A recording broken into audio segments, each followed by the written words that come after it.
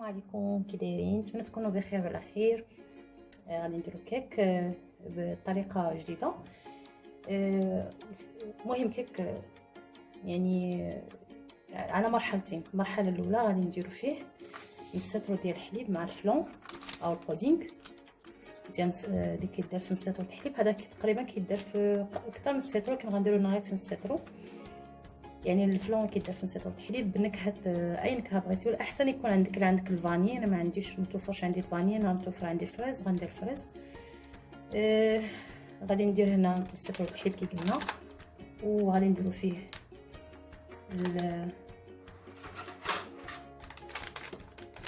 هاد الفلون ولا البودينغ. الا ما كانش فيه السكر تزيدوا السكر. انا هذا عندي فيه السكر.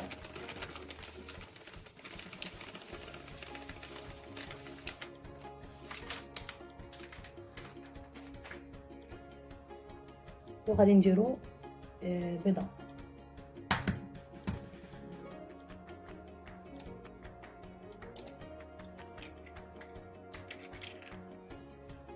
اذا كان الفاني كي قلت لكم من احسن يكون الفاني، ما متوفرش عندي الفاني.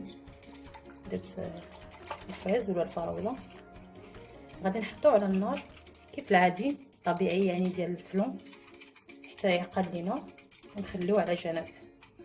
من بعد غادي ندوزو المرحله الثانيه ديال الكيك، نحطو على النار ومن بعد نرجعو صافي بحال هكا كيكون. غادي نخليوه على جنب منو يبرد شويه، ونبداو في الكيك. اش غادي نحتاجو الكيك؟ غادي نحتاجو ليها 4 ديال البيضات. هنايا كاين البيض 4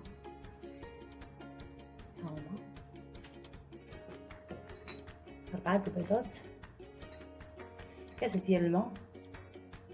نقرب لكم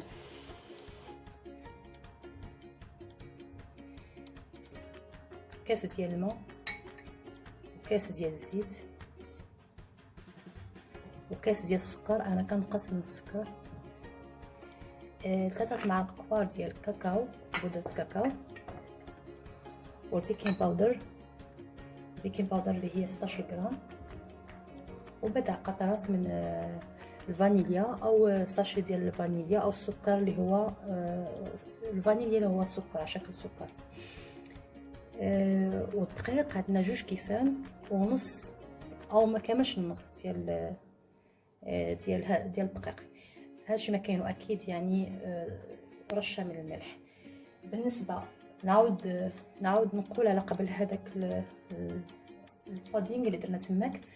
درنا نصف لتر ديال الحليب، درنا فيه بيضه والبودينغ اللي هو كيمشي مع نصف لتر ديال الحليب. كنصاوبوه فوق النار، كنحطو فوق النار تيغلي تيولي فحال هكا متماسك، ونخلوه على جنب. عاودتو لان بزاف كيقول لي كتزربي في الهضره. ما كنحاولوش نلقطو معاك يعني سورتو المصريين.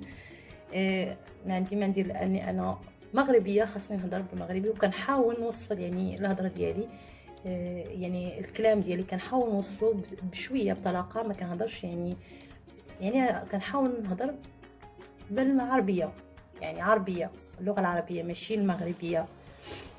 هذا مكان مهم. نبداو على بركه الله. غادي نخلطوا كل شيء، يا اما الباتور يعني المضرب الكهربائي، او في هذا الميكسور ولا سميتو لا. غادي نديرو فيه البيض ونديرو السكر ونضربوه تقريبا دقيقه. غادي نديرو السكر وغادي نضربوه تقريبا دقيقه.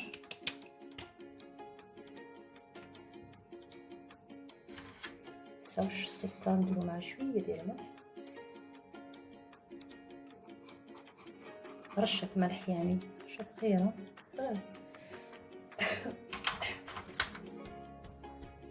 نضربوا كلشي مزيان لمده دقيقه ونعاودو نرجعو. هنايا كيف ما شفتوا مده دقيقه درتو. غادي نزيد الماء يعني باش ما نصدعكمش. وانا كندير في الخلاط، يعني تفكرت اسمه الخلاط الكهربائي. يعني هو كيخلط وانا كنزيد شويه شويه، دفعه ماشي دفعه واحده، بشويه بشويه كنزيد الماء.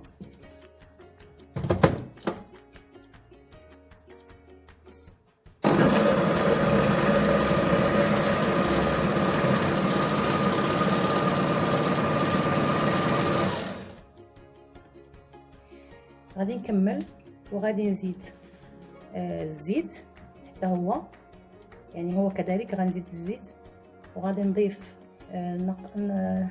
النكهه ديال الفانيليا والكاكاو. يعني نكمل الماء ومن بعد الزيت ومن بعد الكاكاو بعد قطرات من الفانيليا، ورجع لكم. خلطت كلشي هنايا، بقى لي الدقيق. هنايا درت انا 2 كيسان، مازال ما درتش النص الاخر حتى نعرف واش غادي يعني غادي قدني يعني 2 كيسان. غادي نضيف نص كاس واحد اخر.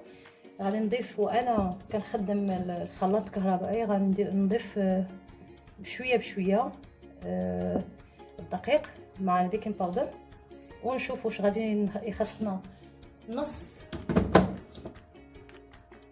ديال الكاس ولا صافي نكتفوا ب2 كيسان. صافي يعني زدت، يعني اضفت نص الكوبايه الثانيه الخلط بحال هكا. غادي نجيب الصينيه ولا مول فاش غادي نكب فيه.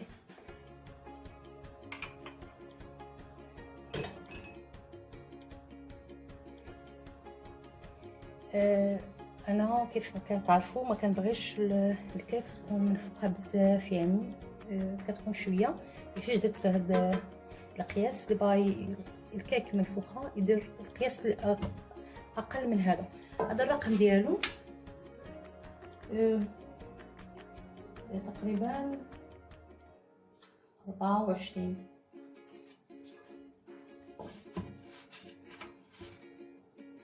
بسم الله.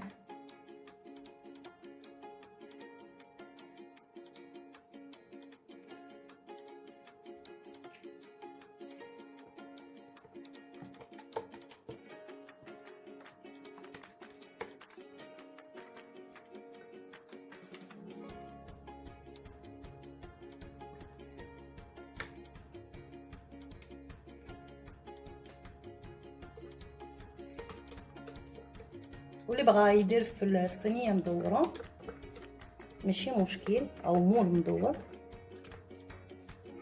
ماشي مشكل. هادشي كيبقى اختيار، يعني الموجود متوفر في البيت وصافي. صافي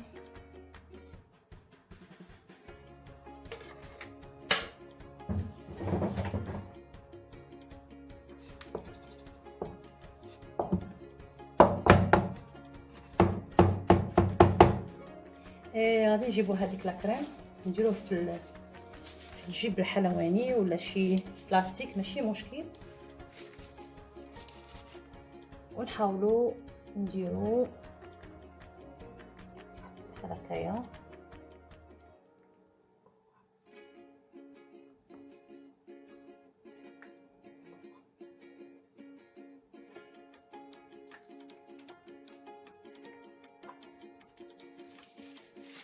بحال هكايا استمروا. هي غادي تصاوب ملي غادي تدخل للفرن.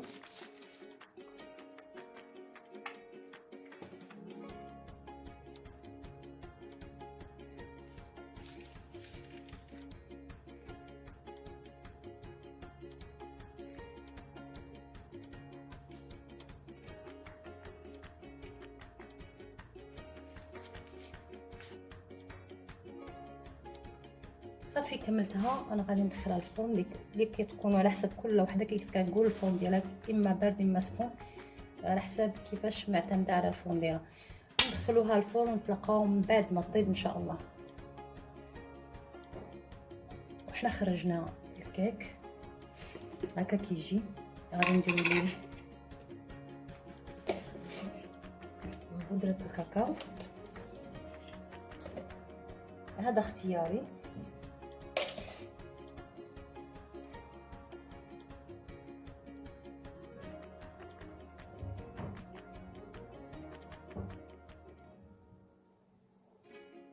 يعني ممكن تخليوه حتى يبرد شويه عاد ديروها. يعني انا على قبل التصوير نضرب شويه.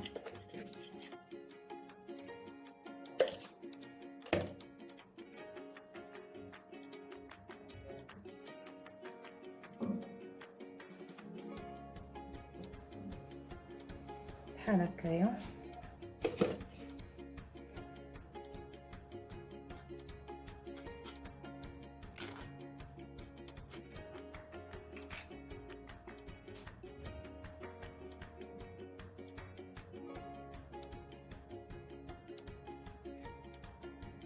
صافي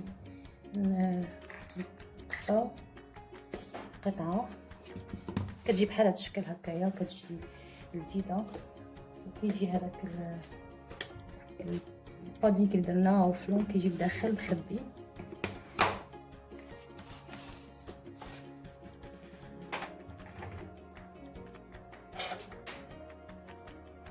نقطعو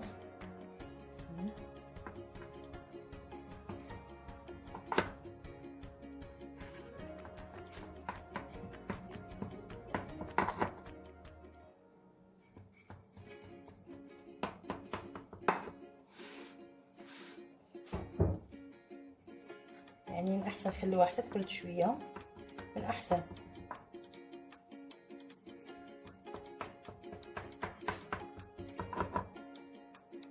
نحاول نهز وحده.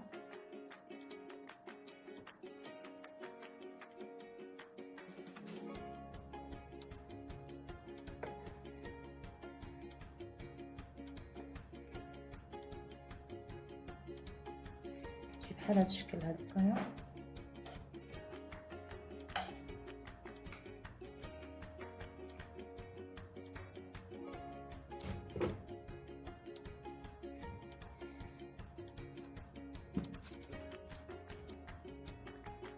وهذاك الكريم كيجي لداخل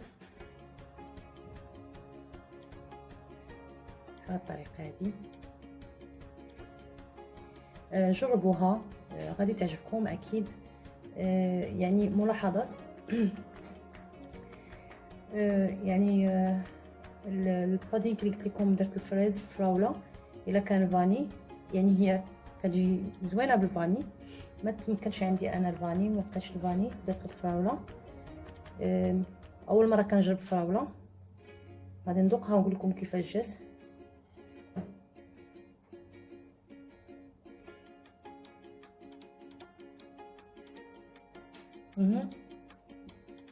حطها بالفراوله جات مزيانه حيت سخونه، يعني سخونه شويه. حتى بالفراوله جات مزيانه، جات بحال هذوك اللي نايتي او دوك اللي كيتباعوا ديال الدراري الصغار اللي كيكون فيهم هذا هذاك الفوندون ديال الكراميل ولا ديال الفريز ولا ديال الشوكولات من الداخل. بحال هكا جات بهاد الفراوله. يعني اول مره كنجربها بالفراوله الصراحه، يعني انا كنت خايفه منها ساعه. جات مزيانه، جات مزيانه. غير جربوها اللي كيبغي الفراوله ولا بغيتي تبدلوا كل مره يعني ماشي مشكله، اقتراح يعني مزيان. هذا مكان نتمنى تجربوا هذا الكيك. كيف شفتوه بسيط، ما فيش بزاف ديال زعما بزاف الحوايج، وكتغيير يعني كتغيير بالنسبه للكيك اليومي. وبالنسبه حتى للوليدات غادي يعجبوهم، لانه لان كيكون فيه هذاك المذاق او اللوغو ديال الفريز او الفراوله. هذا مكان. شكرا للدعم ديالكم، تشجيعاتكم ليا، والى فيديو واحد اخر كنقول لكم بسلام عليكم.